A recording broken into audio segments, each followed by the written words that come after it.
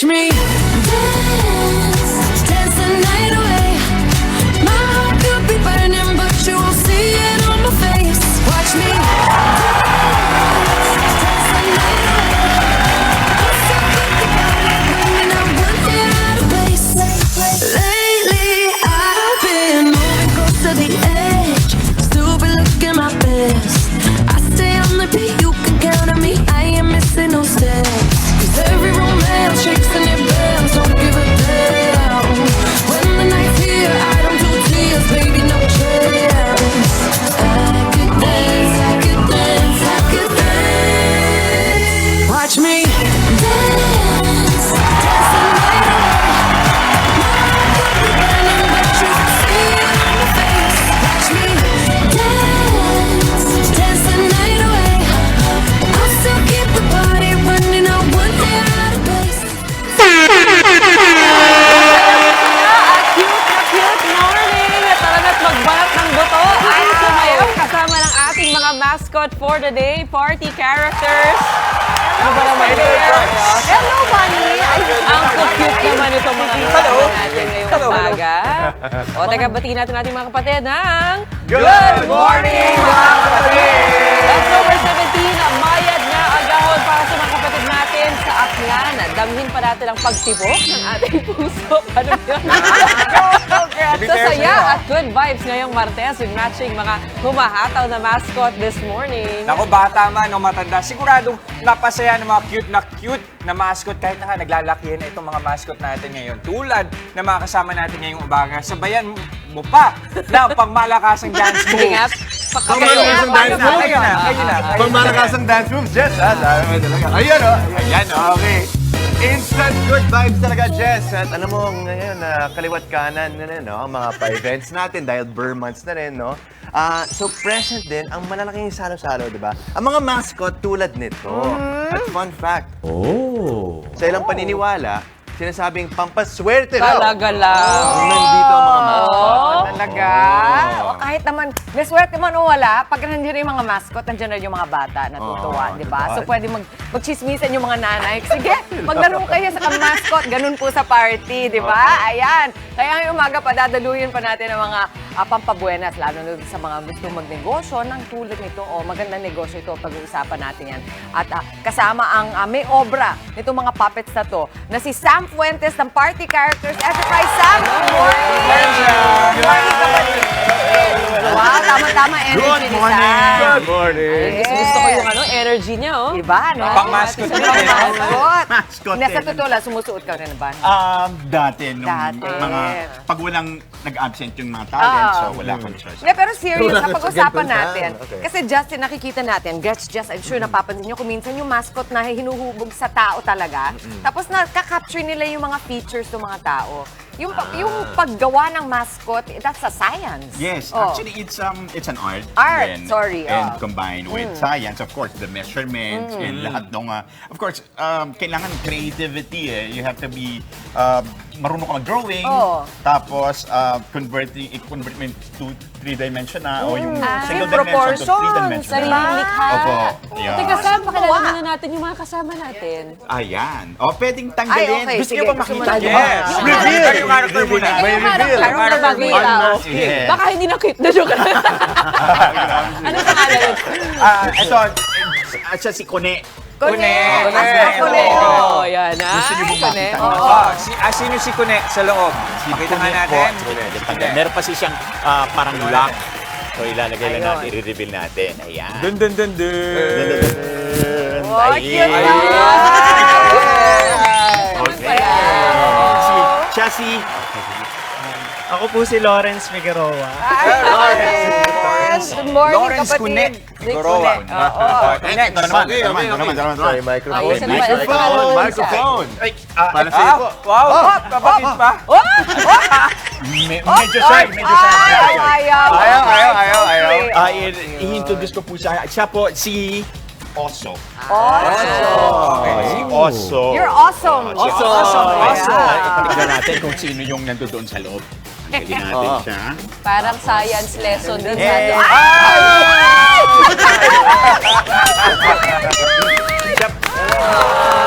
Oso, introduce yourself.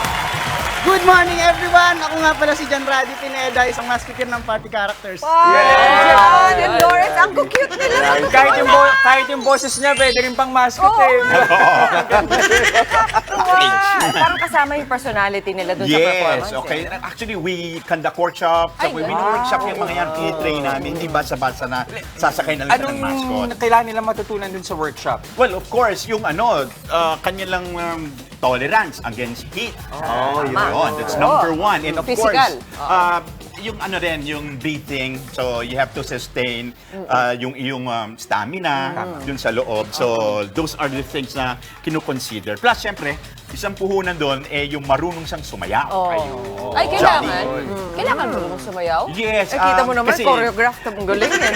Opo, yun. Kasi mga rini-required yun sa mga events. So, dapat jolly sila at saka marunong silang mag-interact and that goes with the dancing and yung mime art. Yun.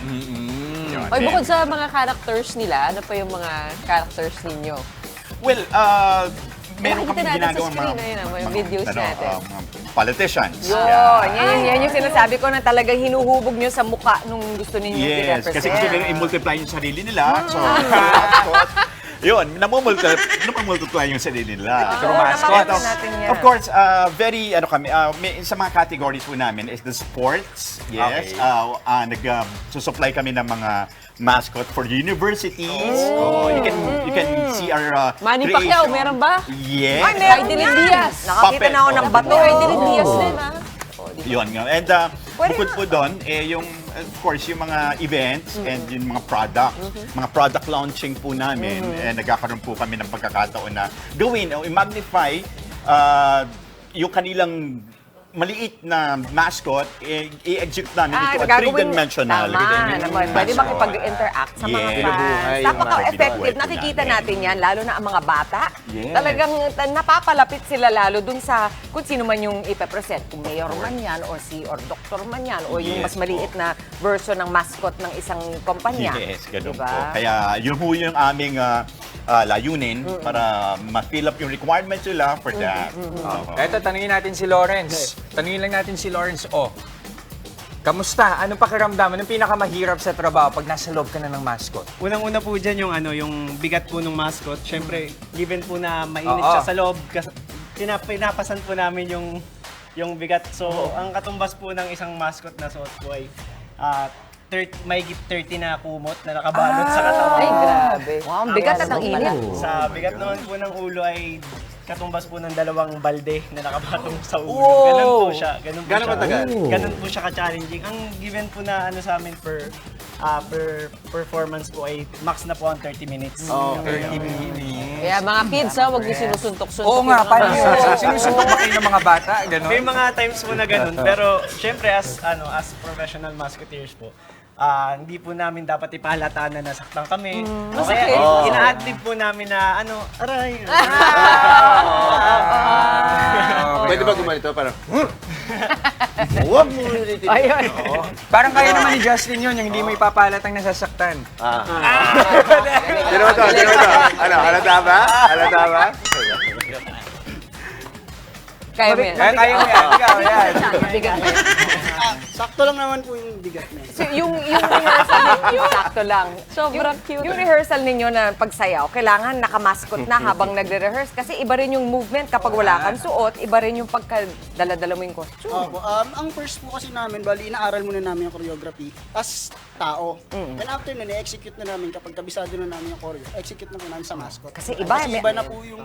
paano, adjustment? Mas malaki lang po ng galaw yung konti. Tapos mas maliit po kasi yung vision namin sa loob.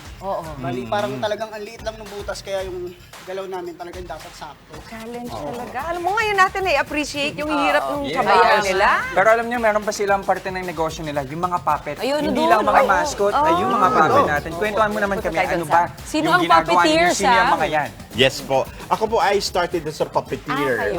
If you're familiar with Batibot, Yes. doon po ako nag-start. Si Ate Shen. Si Ate Shen. Di ba? Opo. Hello, Ate Tapos, Shen. actually, way back then, it's interest lang ho yan.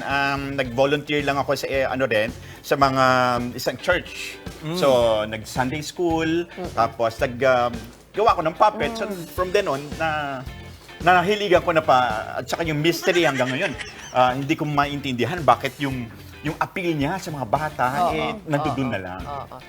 Sobrang Ganun po. yung talent na kailangan para makapag-create ng ganyan. Ano ba yung, Yes. anong preparation yan? Para yung mga nasa school halimbawa ngayon, ano yung magandang kurso na kunin para mapunta dito sa ganitong larangan? Ako kasi gusto ko sanang dalawang course, yung Masscom at saka yung Fine Arts. So Okay. pinagsama ko siya Oo. dito. So, pero nag-Fine Arts po ako. So I'm into sculpting, tapos yun nga, yung sewing, Okay. lahat po ng pwedeng mangyari, kailangan i-execute para makagawa ng puppet at saka ng mascot. Ano yung sinisiguro po ninyo na matutunan ng mga bata tuwing pinapanood yung mga performance ng mascots niyo?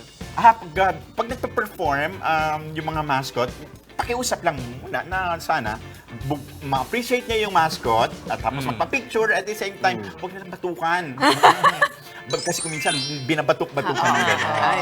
And kung gusto niyo naman na yung mga magulang, gusto niyo ma-inline sila sa ganitong business, kung marunong sila mag-drawing, encourage them. Ganun. Pero sir, paano to? Nandito si Boss Kong, oh? Si Sir Kong, sa Kong TV. Pwede pakita mo naman si Sir Ayan Kong? po. Si Kong Oo. TV. Kasi nung pandemic, so walang trabaho, so nagla-live kami, nakaka-gather kami ng fund, tapos nakakatulong din naman po kasi mga jeepney drivers, Right. mga kahit pa paano, nagkakaroon kami ng mga audience, mga followers, sa aming pong page. Halimbawa, ako ay may negosyo o gusto ko lang magpagawa ng mascot o kaya ng puppet. Magkano ba dapat yung ilaan kong budget? Depende ko sa sa materials. Pero yung price range siya nag-start ng 45 pataas. Medyo mahal din pala. Yes, Customizing. kasi custom and it's a piece of art na parang painting o parang sculpture. It can long last, pwede magtagal siya as long as ma-maintain natin siya. Paano po yung proseso ninyo ng paggagawa ng mascot? At first, we ask for the design, approve and final design, and then execution na kami. Hindi na kailangan umupo na matagal sa upuan, ganon. Oo. Di ba? Painting, ganon. Kasi kung minsan po, yung mga mascot nila hindi doable kasi hindi siya nag-drive sa human anatomy. So, like, ginagawa namin, nagkakaroon kami ng revision. Para mag-jive dun sa feature or sa eyesight, sa height, sa length ng tao. So nag-evolve din kayo, paganda ng paganda ang inyong produkto habang tumatagal. We started very very young. At the same time, yung mga materials namin, making something out of something lang. Mga reta-retaso dyan. Yes. And ngayon, we're into remote control, we're into robotics. Wow. So that's our, yun yung aming pong goal. Ano po yung pinaka-pinagmamalaki ninyong obra? Siyempre, gumawa ng isang presidente. So, nagkaroon po ng pagkakataon na nagawa ko po ang isa pong presidente. Okay. Para pala kayong designer din, ano? Yes. Designer ng damit. Yun po Ito, yung designer ng ultimate na goal din. Okay. Paano ba nila kayo makokontak? Halimbawa, may mga events, pa-party, at gusto nilang kunin ang inyong serbisyo. Yes, we have, ito po, meron po kaming Saan kayo hahanap? Facebook page. Ayun, Facebook page sa Mascot and Mascot and Puppet. Puppet Maker. Tapos, contact number is 0939-9399-239. Ayun.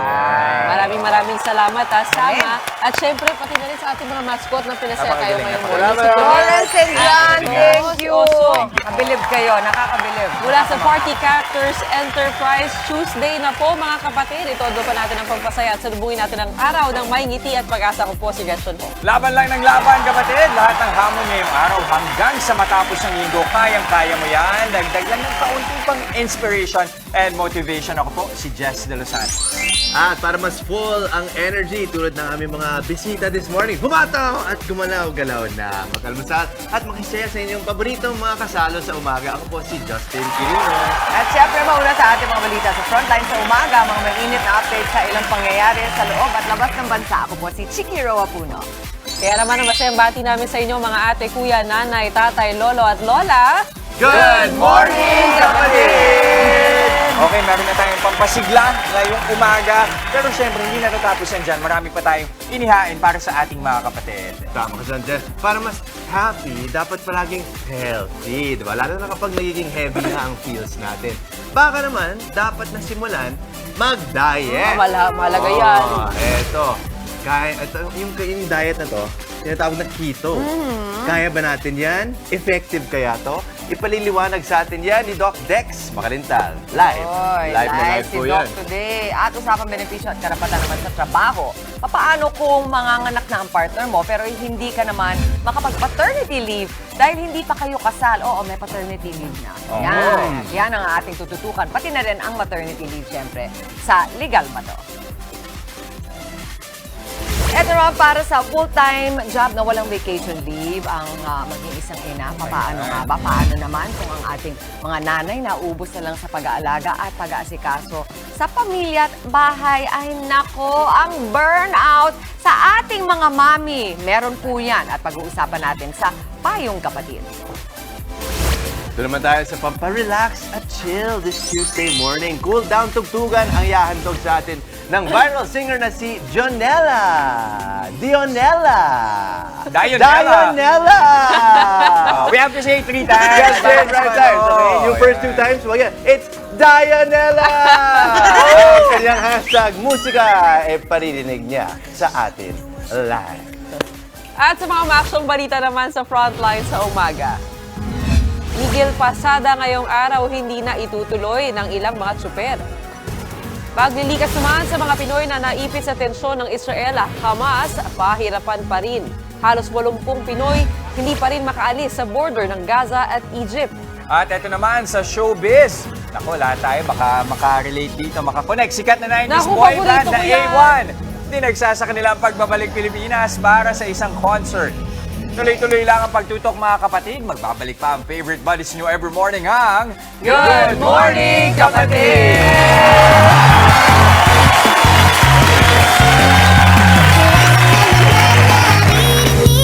Kung natapa-tapa itong dibdib, lagi na lang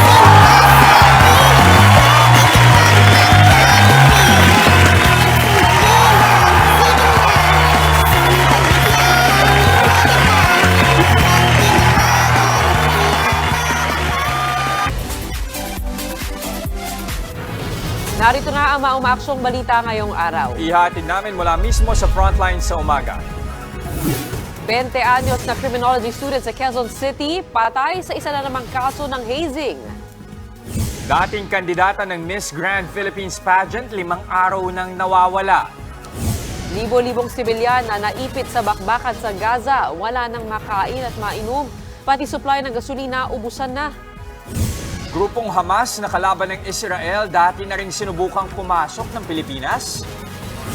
Matapos bumagsak sa doping test, Justin Brownlee, posibleng hindi rin makalaro sa PBA. At tunay concert ng 90s boy band na A1 sa Maynila, dinumog ng fans nitong weekend.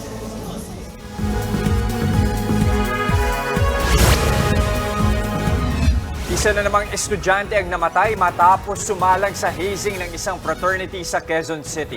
Sinubukan pang isugod sa ospital ang biktima pero hindi na siya umabot ng buhay. Nasa frontline ng balitang yan si Hannibal Talete. Nangingitim na mga hita, puno ng pasa at tadtad ng sugat. Ganyan ang sinapit ng 25 anyos na graduating criminology student na si Aldrin Lery Bravante matapos sumalang sa initiation rites ng Tau Gamma Fraternity sa Quezon City kahapon.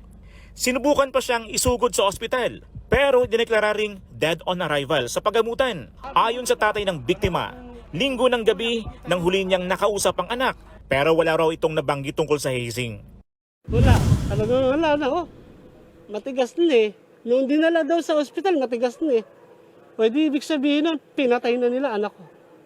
Sa investigasyon naman ng Quezon City Police District, lumabas na 2:00 ng hapon kahapon nang sumalang sa hazing si Aldrin sa isang abandonadong building sa Barangay Santo Domingo. Pero sa kalagitnaan ng initiation, nahirapan naman nung huminga si Aldrin sa kanawalan ng malay. Dito na siya isinugod sa ospital pero namatay rin kalaunan. 10:00 na ng gabi nang maipaalam sa pamilya ang sinapit ni Aldrin. Nagulat na lang kami nung dumating ang kuya ko. Naiyak na ang kuya ko. Wala ba kayong alam? Yung sinasabi ng kuya ko. Ang kuya niyo, wala na. Oh, sino ba ang di magugulat nun? Kaninang madaling araw, kasama ang mga pulis, pinuntahan mismo ng mga kaanak ng biktima ang pinangyarihan ng hazing. Dito na-recover sa gilid ng kalsada ang motorsiklo ng biktima. Makulong sila. Yun lang po. Lahat po sila makulong. Nagmumuha sa anak ko to. Justisya lang po. Dahil sa nangyari, naulila tuloy ng biktima ang 6 na taong gulang niyang anak. Kwento naman ng kinakasama ni Aldrin. Dati na raw nabanggit ng partner niya na gusto nitong sumali sa frat pero wala raw itong binanggit tungkol sa initiation rights kahapon. Hinala tuloy niya, pinag-initan ang kinakasama. Tawag naman po, kasi yun, ang alam ko po yun po talaga yung gusto niyang salihan eh. Kung gusto niya magkaroon ng kapatiran, ayusin niyo na ma-manage niyo lahat ng mga nakasali doon na hindi aabot sa gantong punto. Sa ngayon, 4 na suspect na sa hazing ang hawak ng QCPD. Kabilang ang 2 schoolmate ni Aldrin na nagdala sa kanya sa ospital at ang 2 pang lalaki na kusang loob na sumuko kaninang madaling araw. Wala pa rin silang pahayag tungkol sa nangyari. Tinutugis na rin ng mga pulis ang iba pang sangkot sa kaso. Nagbabalita mula sa frontline, Hannibal Talete, News 5. Pinaghanap ngayon ng isang dating beauty queen matapos mapaulat na nawawala sa Batangas. 5 araw nang nawawala si Catherine Camilon. October 12 nang huling makita ang Pinay. Sa isang Facebook post ng kapatid ni Catherine, nanawagan siya sa isang kasama ng beauty queen na ipagbigay alam sa kanila ang anumang impormasyon tungkol sa posibleng kinaroroonan ni Catherine. Palagi raw nilang nakakausap ang nasabing individual pero ngayon ay hindi na nagpaparamdam. Hulyo nang lumahok si Catherine sa Miss Grand Philippines pageant bilang kinatawan ng TUI Batangas. Para naman po sa mga may alam sa kinaroroonan ni Catherine ay agad po makipag-ugnayan sa kanyang pamilya. Naniniwala ang MMDA na hindi napilay ng tigil pasada ang pampublikong transportasyon kahapon.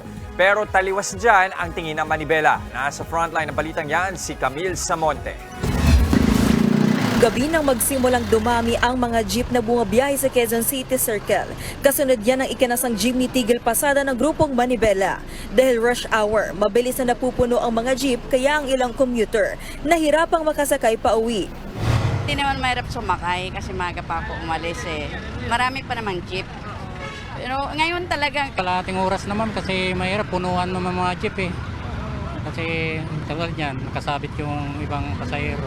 Hindi raw hassle ang pagko-commute kahit may tigil pasada. Wala na ngang traffic, menos gastos pa dahil may libreng sakay ang mga LGU gaya sa Quezon City at Maynila. Sumakay rin po ako ng libreng sakay kasi po mahirap mag-commute at wala pong mga masyadong jeep. Oo. Eh ngayon pa uwi ka? Maglilibreng sakay ulit po para po makatipid.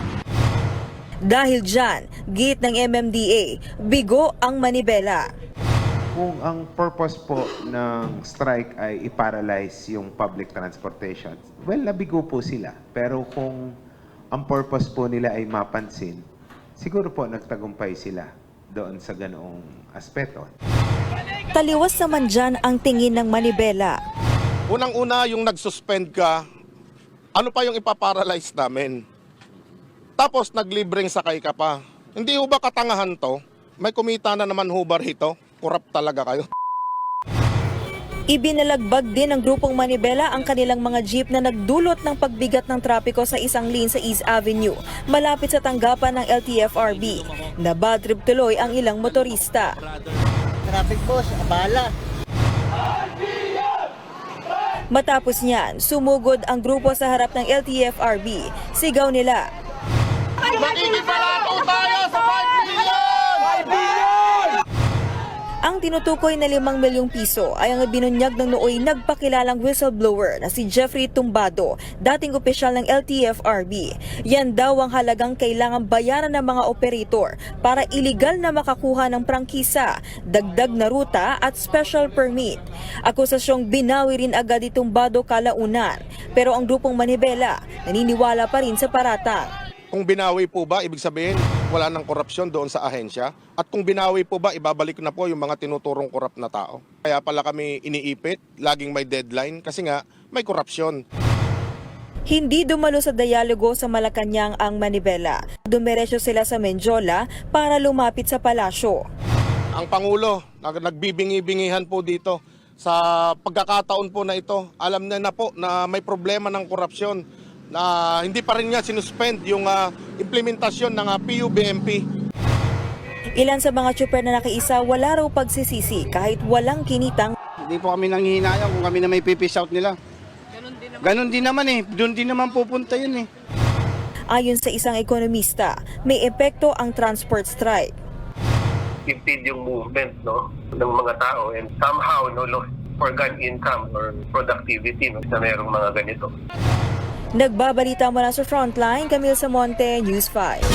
Kapasok lang po ng balita, tuloy na ang transport strike ayon sa grupong Manibela. Ayon kay Chairman Marval Buena, ito ang napagkasunduan nilang mga tsuper at operator.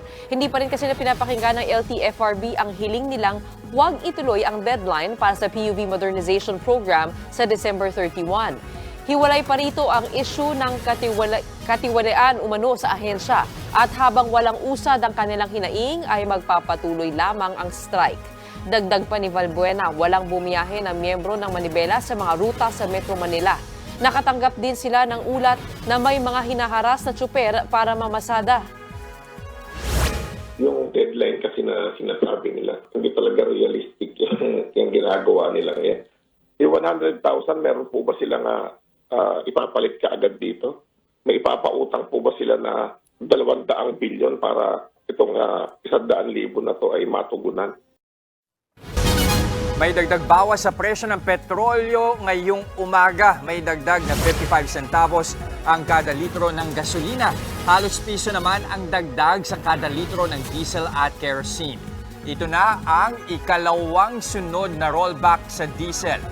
Ayon naman sa Department of Energy, alinsunod sa presyohan sa world market ang dagdag bawas sa petrolyo. Posible namang masundan pa ito ng rollback dahil nakatakdang magpadala ng oil supply ang Saudi Arabia sa iba pang bahagi ng Asia. Samantala wala raw plano si suspended LTFRB Chief Teofilo Guadis na kasuhan ng dati niyang executive assistant na si Jeffrey Tumbado matapos isiwalat ang mga alegasyon ng katiwalian sa ahensya. Iginiit muli ni Guadis na walang katotohanan ang mga paratang ni Tumbado. Matatanda ang isinawalat ni Tumbado na sangkot sa katiwalian si Guadis sa LTFRB. Bagay na binawi niya rin kinalaunan. Ayon kay Guadis, 2 beses daw nagsorry sa kanya ang dating tauhan at napatawad naman niya raw ito. Malungkot din si Guadis sa desisyon ni Pangulong Bongbong Marcos na suspindihin siya. Si Tumbado naman hindi nagpakita sa National Bureau of Investigation matapos siyang ipasampina dahil sa mga aligasyon. Bigla raw kasing nagbitiw ang abogado ni Tumbado. Hindi naman talaga ako mag-cooperate sa kanila eh. Hindi naman po ako makaka-show up kasi po may mga inaayos po kami. Bibisita si Pangulong Bongbong Marcos sa Saudi Arabia para dumalo sa ASEAN Gulf Cooperation Council o GCC Summit sa October 20. Ayon sa Department of Foreign Affairs, tatalakayin ni PBBM ang food at energy security sa isang summit kasama ang ilang leaders sa Middle East. Magkakaroon din daw ng bilateral meeting ang Pangulo sa mga leader ng Bahrain at Saudi.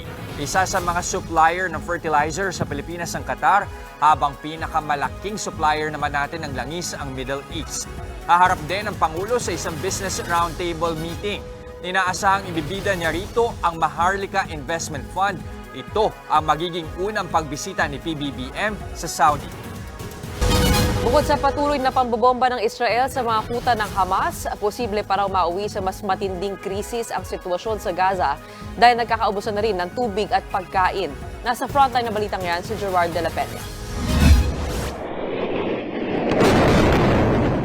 Dahil sa patuloy na bakbakan ng Israel at Hamas, nangangamba ang mga eksperto na mauwi sa mas matinding humanitarian crisis ang sitwasyon sa Gaza. Sa ngayon, mahigit 2 milyong sibilyan ang naiipit sa giyera roon. Walang pinipili ang bomba, kaya mapaarmado man o sibilyan, damay sa patuloy na pambobomba ng Israel sa Gaza. Sa kuhang ito, kita ang ambulansyang yan na may sakay na mga medik at pasyente. Ilang segundo lang matapos silang masabugan ng airstrike. Sa bahaging ito naman, nagtulong-tulong na ang mga residente at medik na buhati ng ilang sugatan matapos tamaan ng bomba ang isang building sa Gaza. Base sa pinakahuling datos, aabot na sa mahigit 10,000 ang sugatan sa Gaza dahil sa bakbakan. Mahigit 4,000 naman ang nasawi sa magkabilang panig. Dahil sa tumitindi pang gulo, hindi na alam ng mga sibilyan sa Gaza kung saan sila magtatago. Ang problema, nagkakaubusan na rin sa supply ng tubig matapos putulin ng Israel ang dumadaloy na supply. Kaya ang ilang residente, oras-oras ang pinipila para makaigib ng tubig. Ang iba naman, desperado na, kaya tubig alat na ang kinokolekta. Kung makaligtas sila sa gyera, kalam ng sikmura naman ang isa pang kalaban dahil pahirapan din ang pagkuha ng supply ng pagkain, pati supply ng gasolina, nagkakaubusan na. Kaya pila-pila ang mga residente sa ilang gas station para makapagpakarga. Sa ngayon, nagpahayag na ng kahandaang tumulong ang European Union at iba pang bansa para sa mga naiipit na sibilyan sa Gaza. Nakalinya na rin ang iba pang tulong ng ilang non-government organization na naghihintay na lang makapasok sa Gaza mula sa border ng Egypt. Nagbabalita mula sa Frontline, Gerard de la Peña, News 5.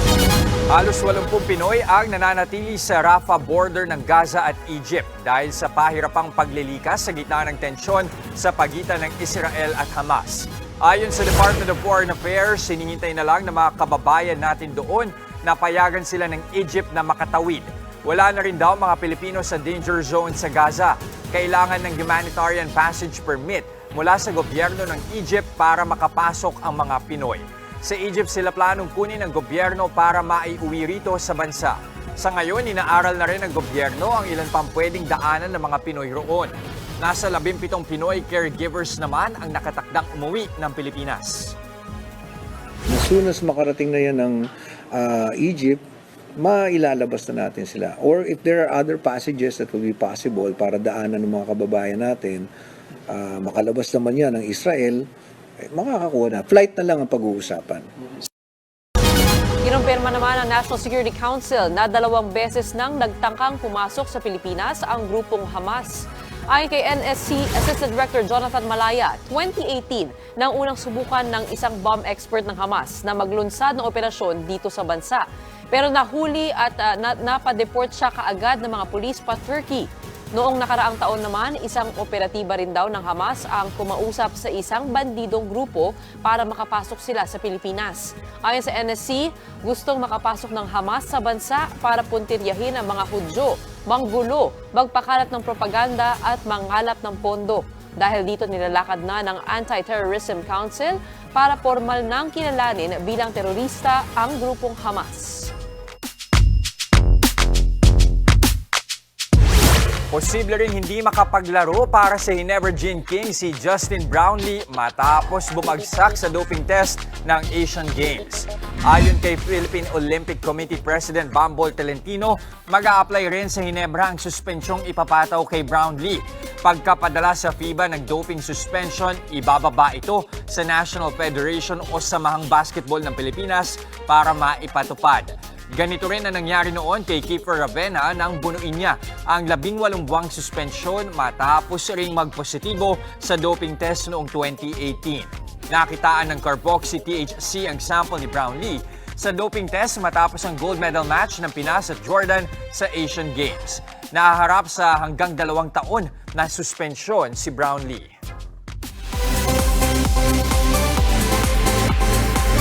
Dinumog ng daan-daang fans ang Manila leg ng concert ng 90s boy band na A1 sa Pilipinas.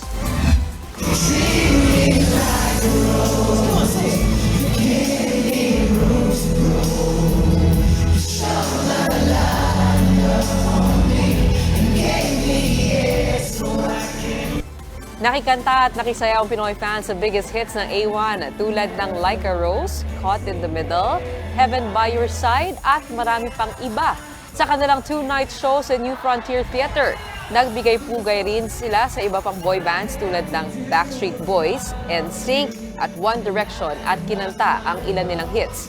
Nag-concert din sa Davao at Cebu ang grupo nitong nakaraang linggo bilang pagdiriwang sa kanilang 25th anniversary.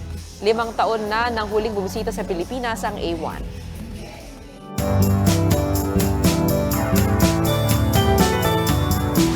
Patuloy ang pagbangon ng pola sa Oriental Mindoro mula sa oil spill na tumama sa bayan noong Marso. At isa ngayon sa pinapalakas ng LGU ay ang kanilang turismo. Nasa frontline ng balitang yan, si Laila Pangilinan. Pilay man ang pangingisda. Bukas ng muli ang turismo sa bayan ng Pola sa Oriental Mindoro. Dito makikita ang pinakamalaking Christmas tree sa buong lalawigan. 60 feet ang taas nito at napapalamutian ng nasa 50,000 LED lights. Bahagi ito ng Bangon Pola Festival of Lights na parte ng mga pagsisikap para makabangon mula sa epekto ng oil spill na pumilay sa kabuhayan ng marami. Nag-iisip talaga ako after oil spill kung paano kami babangon. Lalo na yung pagdating sa turismo. Iniisip ko, unahan ko na sila kasi gusto namin bumangon mas mabilis. So ibig sabihin, yung mga taga-ibang bayan, maunang pupunta sa amin bago pumunta sa ibang bayan dahil kami yung nauna. Talaga namang kapasyal-pasyal ang munisipyo ng Pola ngayon dahil para kang nag-transport sa ilalim ng dagat pero Christmas ang tema. Mula sa mga sariling bulsa ng mga empleyado ng munisipyo, nag-ambagan at bayanihan ang bawat departamento para mabuo ang kauna-unahang Festival of Lights. Nag-recycle din sila ng mga gamit para tipid na maganda pa. Gaya na lang ng giant hipo na ito na halos 2 linggong ginawa. Siguro sa pagtutulungan ng mga taga rito sa Pola na maibangon yung lugar namin sa kabila po nung oil spill na nangyari sa amin. Ready ka na bang mag-photo kasama ang mga giant starfish, seahorse at mga jellyfish? Underwater team to kasi nga na-oil spill kami. Gusto namin ibalik ang ganda ng Pola. Gusto namin ipakita kung gaano kami yun kayaman sa yaman dagat. And dinalik namin yung aming white sand para ipakita namin ng Pola hindi lang black sand. Meron kaming white sand na pwedeng makipagsabayan sa malalaking lugar like Boracay. Meron ding balyena na gawa sa Christmas lights at mythical creatures gaya ng sirena at shokoy. Excited ang mga residente at maging ang mga local vloggers sa pagbisita sa Festival of Lights. Napakaganda po talagang dinarayo ng maraming tao at yun po napakaganda ng mga pailaw. Malalayong lugar po kami, merong 2 oras, 3 oras na binahin na namin itong Pola para lang pumapuntahan kung gaano o kung anong merong ganda dito ngayon.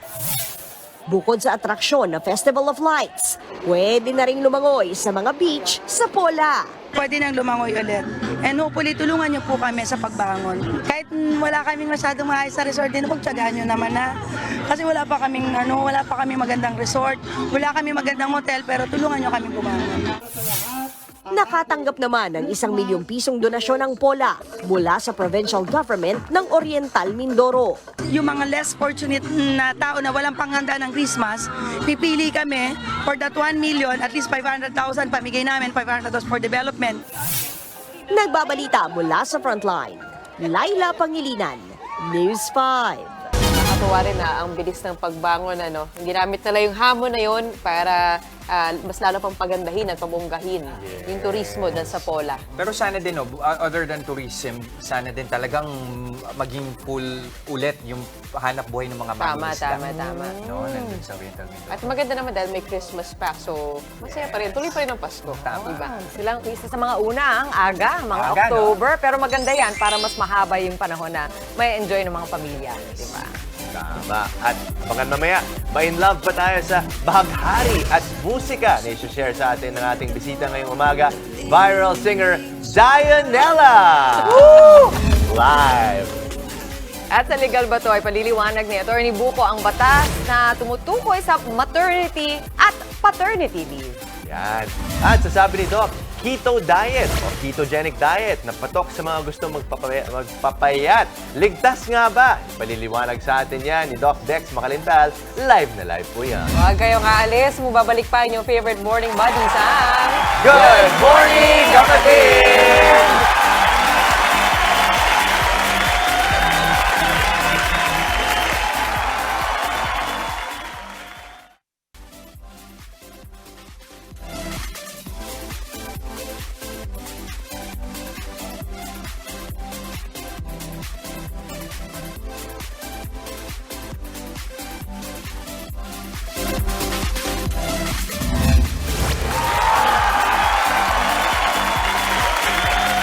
Nagbabalik po ang Good Morning, kapatid. Sa mga nagmamadaling pumayat dyan, gets na gets ko kayo. At narinig na siguro ninyo ang ketogenic o keto diet. Pero teka, safe nga ba ito? Alamin, sasabi ni Doc. No exercise diet, papayat agad-agad basta tiisin mo ring huwag kumain ng kanin at iba pang source ng sugar. Yan ang pangako ng ketogenic diet. Pero ang tanong, safe ba to? Ang ketogenic diet ay pagbabawas ng carbohydrate intake para palitan ito ng mga pagkaing mayaman sa fats katulad ng karne. Sabi nga nila, mabilis na pamamaraan ito upang magbawas ng timbang at makaiwas sa sakit. Kaya madalas inirekomenda ito sa mga overweight, mayroong diabetes o gustong mag-improve ng kanilang metabolic health. Malaki ang pagbabagong hatid nito sa ating katawan dahil fats o ketones ang nagiging source of energy imbis na glucose mula sa carbohydrates. Sa ketogenic diet, hinihikayat ang pagkain ng mga gulay na mabababa sa carbohydrates tulad ng lettuce, ng cabbage at ng tomatoes. Bawal ang pagkain ng maraming uri ng prutas tulad na lamang ng mga mangga, ng mansanas, ng saging na kapwa matataas sa carbs. Ang problema dyan, maaaring makaranas ng nutrient deficiency ang sino mga nagki-ketogenic diet. Dahil dyan, nauugnay ang keto diet sa pagkakaroon ng kidney stones sa kalaunan. Maaari ding magkaroon ng gallbladder stones dahil sa labis na pagkain ng matatabang pagkain. Posible ring makasira sa iba pang body organs ang biglaang pagki-keto diet. Nakapagpapataas din ito ng creatinine at uric acid sa ating katawan. Posible rin pong magkaroon ng problema sa digestion o pagtunaw ang mga nagki-ketogenic diet dahil hindi napupunan ang kinakailangang fiber ng katawan. Kaya lumalabas sa pag-aaral na 65% ng mga kabataang nagki-ketogenic diet ay nakararanas ng constipation. Mayroon naman tinatawag na keto flu, bunsod ng mabilis na pagbaba ng carbs sa katawan. Nagdudulot ito ng pagsakit ng ulo, pagkahilo at pagkapagod. Mas mainam ring piliin ang mas maayos at ligtas na pamamaraan ng pagbabawas ng timbang. The best pa rin syempre ang balancing diet na binubuo ng tamang dami ng karne, ng prutas, ng gulay at grains, lalo na kung sasamahan pa ng tamang ehersisyo at sapat na tulog. Huwag magpasilaw sa mga madadaling pamamaraan ng pagpapapayat dahil baka sa huli ay buhay naman natin ang mapadali. Pag-usapan pa natin yan kasama ating resident nutritionist, dietitian na si Doc Dex Macalintal. Hello, good morning. So, hindi mo nire-recommend yung keto diet? Nire-recommend ko siya for a small subset of people. Say for example, Sino yan? yung mga epileptic. Sino siya? Sino siya? Sino siya? Yung mga epileptic, kasi actually itong ketogenic diet, hindi naman talaga siya fad diet. Siya ay nire-recommend is a therapeutic type of diet na para talaga sa mga epileptic. Paano kung nagmamadali ka? Gusto mo magpapayat ng mga 3 buwan lamang? 3 buwan? Ganun lang. Pwede ka naman pumayat dyan. Yun nga lang, be ready lang kasi minsan may ilang mga problemang nag-arise. Say for example, pwede magkaroon ng gallbladder stones, pwede magkaroon ng uric acid stones, pwede magkaroon ng kidney stones kasi masyadong namomobilize yung fat stores. Okay. Also, meron ding mga tao na, meron kang familial hypercholesterolemia. Ibig sabihin, yung pamilya mo, mataas yung cholesterol pala, or yung mga ninuno mo, mataas pala yung cholesterol, tapos hindi mo alam. No. So kasi pwede tumaas yung cholesterol ulit at ito yung maging dahilan ng pagkakaroon ng sakit sa puso. Although meron mga sinasabi ang mga tao na, ay hindi naman problema yung cholesterol. Hindi siya problema kung hindi siya lalagpas dun sa normal limits. Wait lang, Doc. Curious lang ulit ako para lang maintindihan ulit ng mga kapatid natin. Bakit siya ideal para sa mga epileptic? Ayun. Kasi yung mga epileptic, nakita nung unang panahon na masyadong mabilis kumbaga yung waves sa brain nila. At masyadong active kasi because of the sugar. Okay. Ngayon, take down the sugar, hindi siya magiging sobrang active. So parang ganon. So parang hindi mabilis kasi yung proseso ng pagkuha ng enerhiya sa ketogenic diet. At yung, so yung sugar na yan, yung sugar na yan. galing din sa white rice, Yes, so white mga rice, simple white carbs, pasta, no? yung mga simple carbs. Okay. That's why, Bread. kung gusto nating pumayat, simple lang naman complex carbohydrates ang kainin, lean, protein, healthy fats. Ano yun? Okay, complex carbohydrates, kunyari brown rice, o yung oats natin, o yung ating mga gulay, mga prutas, mga ganyan. Lean protein, so wala lang taba, tanggalin mo lang yung taba para bago ka magluto. Yun. And then, Baliktad eh. Nagprotesta yung isa doon. Pero pwede ka pa rin naman kumain ng may konting taba. Pero Doc, tama ba? Kasi parang napapansin ko, ang bilis pumayat sa keto, pero nag-yo-yo, parang Yes, bumabalik. nag-yo-yo. Bakit Opo. ganun? Kasi nga po, hindi siya sustainable. So kapag kumain ka ulit ng mga pagkain na, yung kunyari gusto mo, kunyari carbohydrates, pwede siya mag-rebound. So yun yung sinasabi na yo-yo. So yo-yo, ang taba mo na naman. Pero bakit nga ba sumikat itong keto diet? Ayun, kasi maraming proponents na nakita, nakakapayat pala talaga siya. Oo nga, nakakapayat. Pero remember, sabi nga ng mentor ko na si Dr. Michael Greger ng ECLM, American College of Lifestyle Medicine, the goal of weight loss is to be healthy. It is never to fit in a skinnier casket. Mas casket. Yes. Kasi kung pwede kang mamatay ng maraming dahilan. No? So kapag ka mali yung pagkain mo, maraming mga pag-aaral, maraming mga case reports na nagsasabi na hindi tama yung pagkakagawa nila ng diets nila. Kunyari, diabetiko, nagkaroon ng diabetic ketoacidosis. So, masyadong tumaas yung ketone bodies nila sa utak, nagkaganyan, na comatose. Ayun, yun ang nangyari. At yung sa nating kaibigan, si Chinky Navasero, siya ay nag-content. Nakita natin na ganun yung nangyari sa kanya. Wow. Yes. Nasobrahan sa ketone. Nasobrahan sa ketone. Ginagawa kasing excuse to ng Yes. Ilang mga kapatid natin na kumain ng maraming taba. Pero eto, Yes, totoo. halimbawa, may mga kilala tayo na mapilit, hindi, gusto ko tong keto, effective sa akin to. Ano yung pwede na lang gawin para kahit papaano mabalance? Mabalance. Add more vegetables to your diet. Kung ayaw nyo lang kanin, walang problema. Kung ayaw nyo tinapay, walang problema. Pero add more vegetables to your diet. Kasi this way, magkakaroon ka ng more fiber, more vitamins, more minerals Para hindi nawawala. Para hindi nawawala. Oo, hindi nawawala. Kasi for some degree of measure, kinakailangan mo pa rin ng carbohydrates. Kasi yung mga carbohydrate-rich foods, mataas siya sa vitamins, sa minerals na kinakailangan ng katawan natin para sa maraming proseso. Gusto ko yung payo mo kasi add more vegetables to your diet. Period. Period. Di ba? Oo, kahit na keto. Never o magkukulang keto. si Mami Chiki dyan. Wala. Kahit ikaw ay vegan, vegetarian, or keto diet, basta just add more vegetables to your diet. Add more saka tubig, vegetables. ano? At saka tubig. Okay, maraming salamat, Doc Dex. Makalintan. Mamaya, ito burnout sa mga single at all around nanay. Paano ka ba haharapin ako? Ito naman sa Legal Bato, hihimayan ni Atty. Buko ang paternity at maternity leave ng isang manggagawa. Ako, may paternity leave na. Meron. At para naman sa ating loading sikat, makisendi tayo sa musika na hatid ng the one and only Dionella. Live na live yan. Live. Huwag po kayong alis. Magkabalik pa rin ang inyong paboritong morning buddies, ang Good Morning, Kapatid!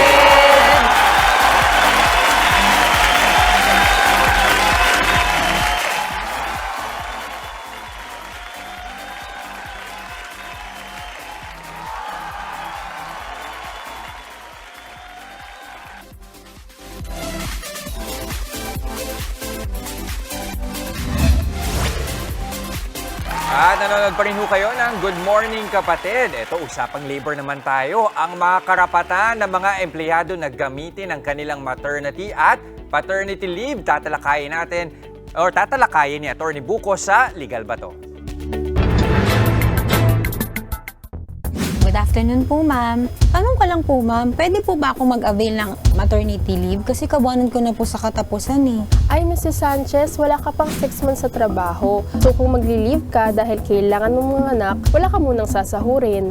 Attorney, hindi daw po ako covered ng maternity leave dahil wala pa po akong 6 months sa trabaho. Legal po ba ito? Hindi po yan legal ayon sa Section 3 ng Republic Act 11210 o yung Expanded Maternity Leave Law.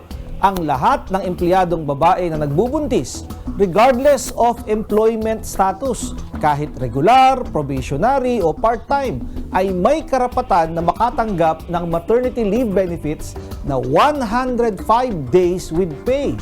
Ang mga employer na lalabag sa batas na ito ay maaaring makasuhan at mapatawan ng parusa ng multa na halagang 20,000 hanggang 200,000 pesos at pagkabilanggo ng 6 na taon hanggang 12 taon ayon sa hatol ng hukuman.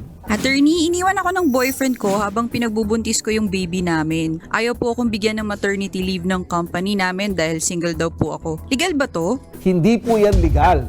Ayon sa Section 7 ng Expanded Maternity Leave Law, ang lahat ng babaeng empleyado na nagbubuntis ay may karapatan na makatanggap ng maternity leave benefits na 105 days with pay, regardless of civil status. Ibig sabihin, kahit kasal o hindi kasal, ay dapat makatanggap ng maternity leave benefits. Attorney, nakatakda pong mga anak yung partner ko sa katapusan ng buwan. Kaso, ayaw akong bigyan ng paternity leave ng company namin dahil hindi kami kasal. Legal po ba to? Legal po yan. Ayon sa Section 2 ng Republic Act 8187 o yung Paternity Leave Benefit Act, meron lamang paternity leave benefit na 7 araw with pay. ito'y maaaring ibigay lamang sa isang empleyadong lalaki na kasal at kinakasama ang kanyang asawa. Subalit, sa ilalim ng Section 6 ng Expanded Maternity Leave Law, maaaring isalin ng babaeng nagbubuntis ang 7 araw na leave mula sa kanyang maternity leave papunta sa kanyang partner na lalaki, kasal man sila o hindi. Pero ibabawas ito sa kabuuang maternity leave ng babae. Kung kayo ay may nais isang guni sa inyong lingkod, i-follow lang ang aking Facebook account.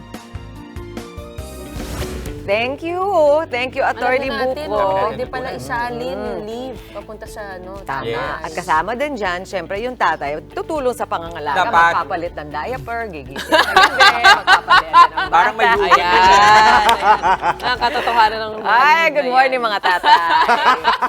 At sa aming pagbabalik, super nanay man, napapagod din. Yun na nga. Ito na nga, ano nga ba ang dapat gawin kapag nabo-burnout ka na sa sobrang daming ginagawa? Pag-uusapan natin yung mga mami sa Payong Kapatid. At sa Loding Sikat, may pagkwentuhan at damingan ang hit singer-songwriter na si Dionella. Live.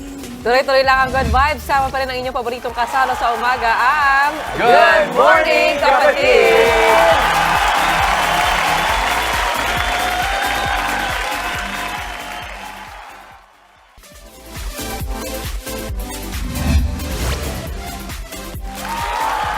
Walang day off at vacation leave ang mga nanay. Madalas nilang sinasantabi ang sariling pangangailangan para alagaan at suportahan ang kanyang pamilya. Pero papaano kung si super nanay wala nang maibigay? Ito po ang aming Payong Kapatid.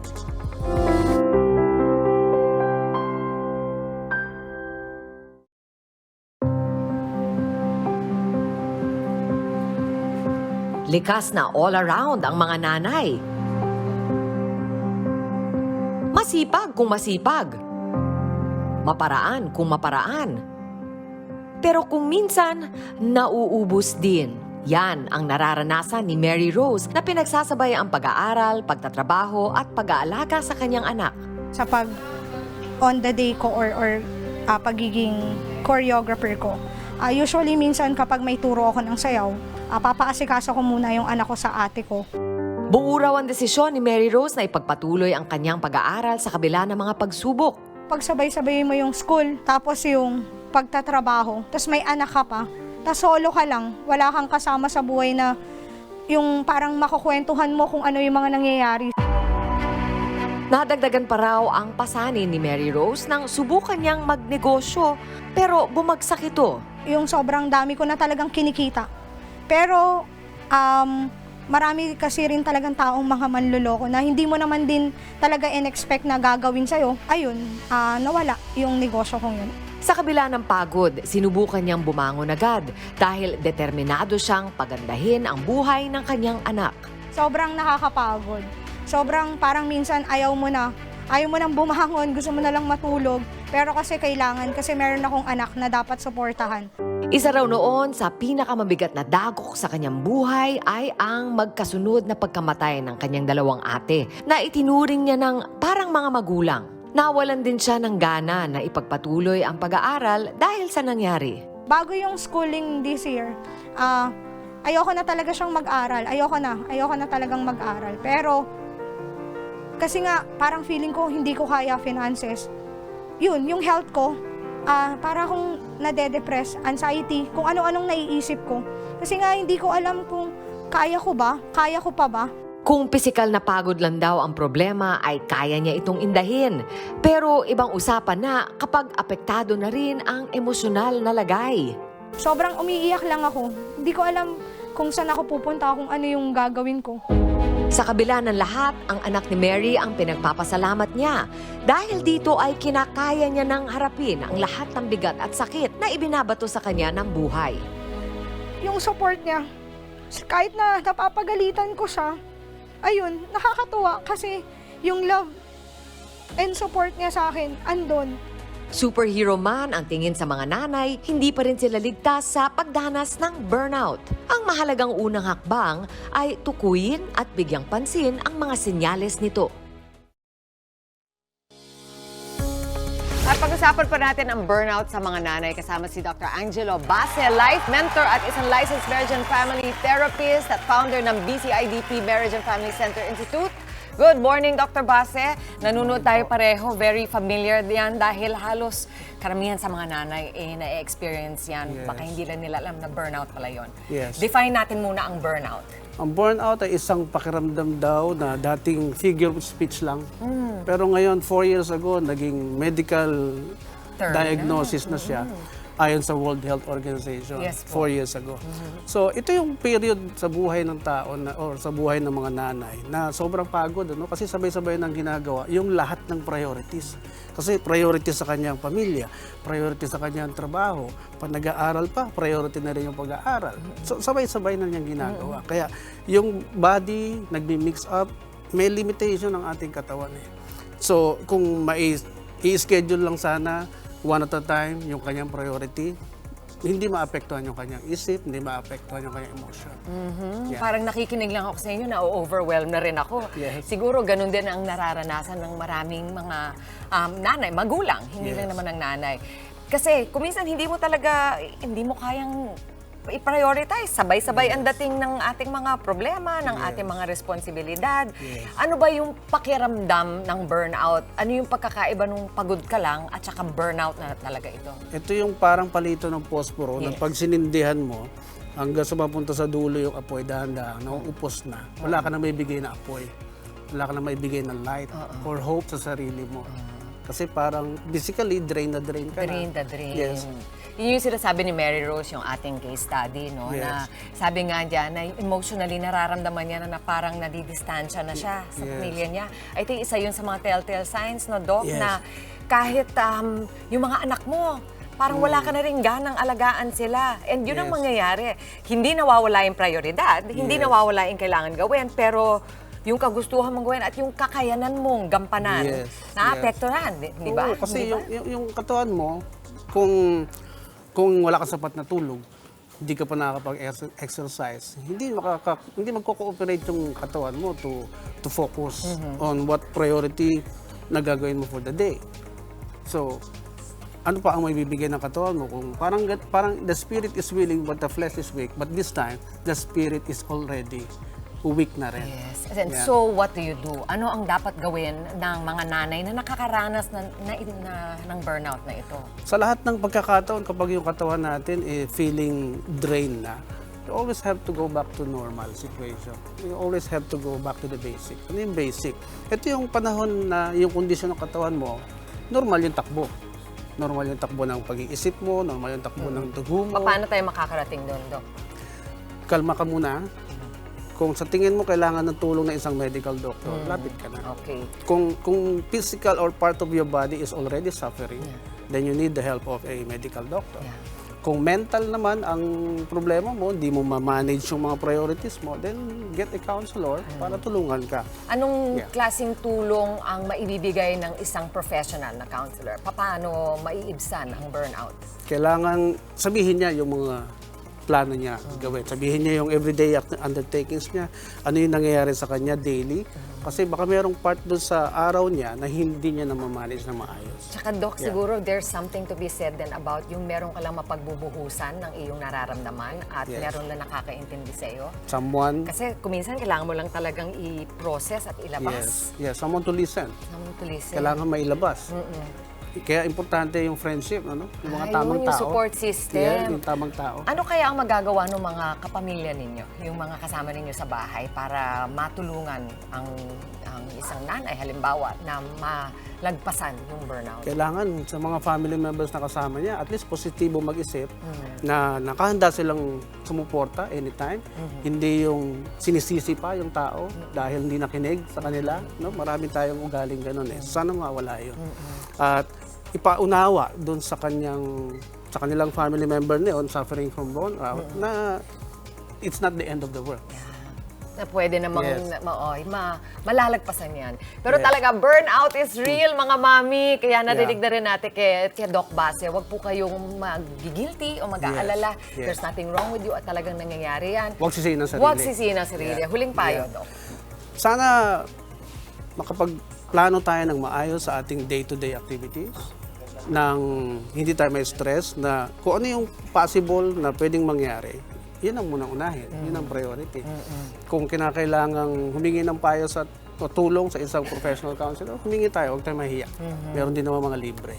Yeah. Ayan, maraming salamat, Dr. Angelo Basel, life mentor at isang marriage and family therapist. Ang aking may iwan naman sa inyo dahil alam ko kung minsan kayo mga nanay nagigilty na bigyang panahon ang inyong sarili. Yes. Deserve nyo po yan. Actually, kailangan nyong gawin na alagaan ang inyong sarili. Give yourself a break. Maghanap ng isang bagay na gustong-gusto nyong gawin at gawin nyo lang. Para sa inyo lang yan. Para mapuno uli kayo at magampan pa ng mas mabuti ang inyong mga task. Maraming salamat.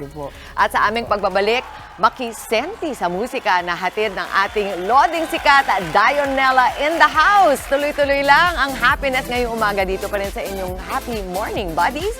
Good morning, kapatid.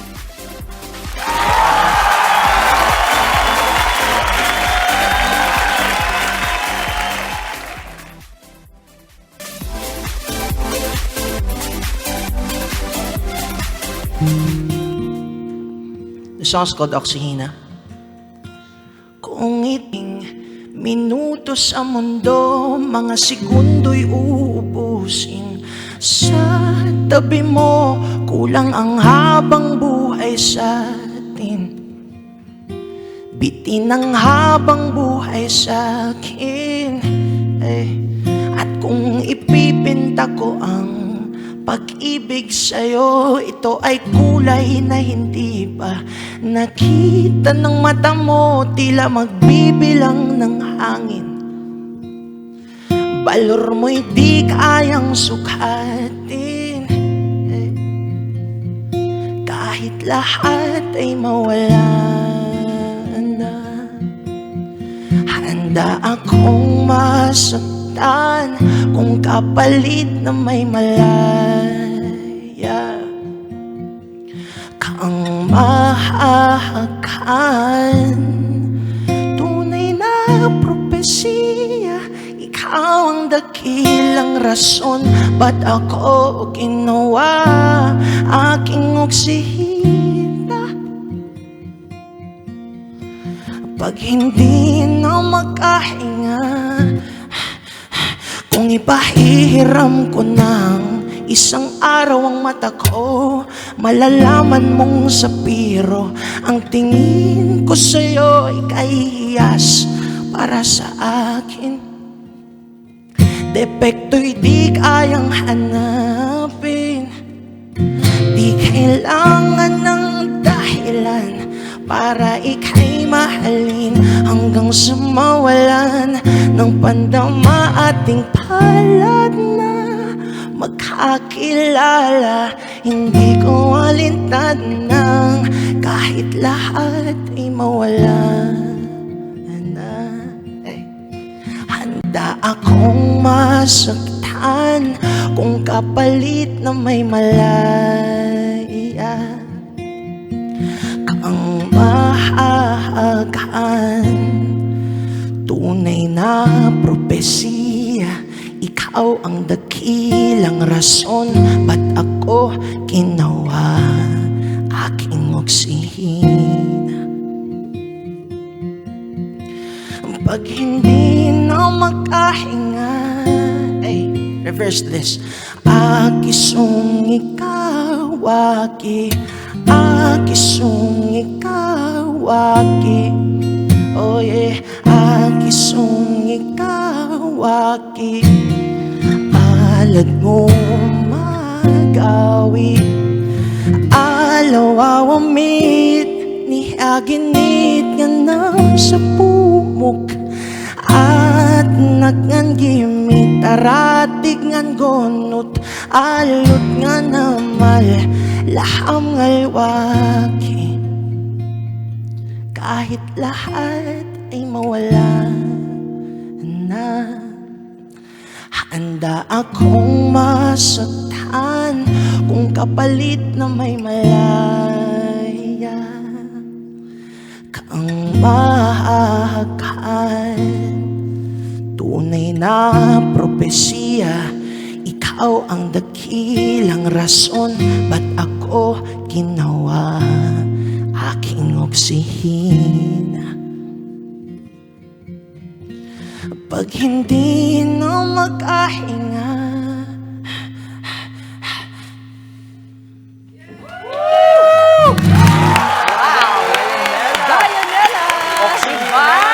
Iba! May reverse pa, Tim! Ang galing! Matanong, sino bang yung oksihina? Oxygen. oksihina is my purpose. Like, whoever my purpose is, that's my oksihina. Wala ka naisip. Oh, madami kasi. Madami. It's family, person. Oo. Pero tama, di ba? Oksihina, oxygen. Actually Ganun nga po, ba? yung oxygen ay oksihino. Pero dahil sinulat ko to para sa isang tao, sa girlfriend ko, kaya ako siya ginawang oksihina para maging woman. Ano, Justin, nag-gets mo yung reverse? Tapos sundan mo yung reverse? Ha? Yung reverse. Reverse? Oo, yung Kanina. reverse. Kanina, before the show, binasa ko yung lyrics. Akala ko may iba kang language na pinasok sa kanta mo, ni-reverse mo lang pala. Ang galing. Bakit mo naisipan yun? Nilagay ko yun para hindi nila, kasi matalino na po yung audience ngayon. Like, when I do that, siguro magkakahint sila. Pero pag ginawa kong, like, other dialect yung words, like, meron kasing symbols eh. So, hindi nila i-expect na naka-reverse siya. Pero pag ni-reverse niya yun, sa mga viewers, kayo mag-reverse sa CapCut. Para ka rin isang makata, ano? Oo, Talagang napahiti kami sa'yo, napahinto kami kasi ang ganda ng boses mo. Talagang ang lakas, buo-buo yung boses mo. Pero bukod dun sa oksihina, yung isa mo pang kanta na pinakikinggan ko lagi rin, yung musika. Ito, likha mo rin yun. Yes po. Tungkol Actually, saan naman yung hint nun, yung naka-reverse kanina, pag ni-reverse na yun yung chorus ng musika. Oh my God. Ang galing. Sige na, please, konti lang. Konting sample musika. lang. Pagbihin natin si Mami Chiki. Ikaw lang mahal, laman ng tula, tunog ng gitara, himig ng kanta. Kumupas man ng tinig ay hindi mawawala, hiwaga mong dala. Ikaw aking musika. Huwag na tayo mag-interview, magkantahan na lang. Yun nga. Recently covered din by G22 ang musika eh. Guest din sila sa show. But may last question ako. I have to ask you kasi pinapanood ka kumakanta tapos nakapikit ka talaga at feel na saan ka ba pumupunta? Wala ka na dito eh, no? Feeling ko kasi mula po nung bata ko, whenever nagpo-perform ako ng music, kahit anong music, feeling ko nakakawala ako sa realidad. So, nasan ka kanina? Kanina po nasa North Antarctica. Talaga layo. Saan ba namin aabangan? What's next? Pwede niyo po ako i-follow sa mga social squads Dianel Official sa lahat ng social media at meron po akong show na dadating kasama si Zach Tabudlo sa Canada and US tours. Ito yung mga bagong henerasyon ng ating mga musikero. Maraming salamat, Dianella. And that's it para sa ating umahataw sa Sayang Tuesday. 69 days to go na lamang, Pasko na. Kita-kits pa rin po tayo bukas, mga kapatid. Enjoy ang araw, ha? At spread ang good vibes. Yes, keep smiling lang. Paalala niya ng inyong favorite morning buddies kasama si Tim Dianella. Good morning, kapatid!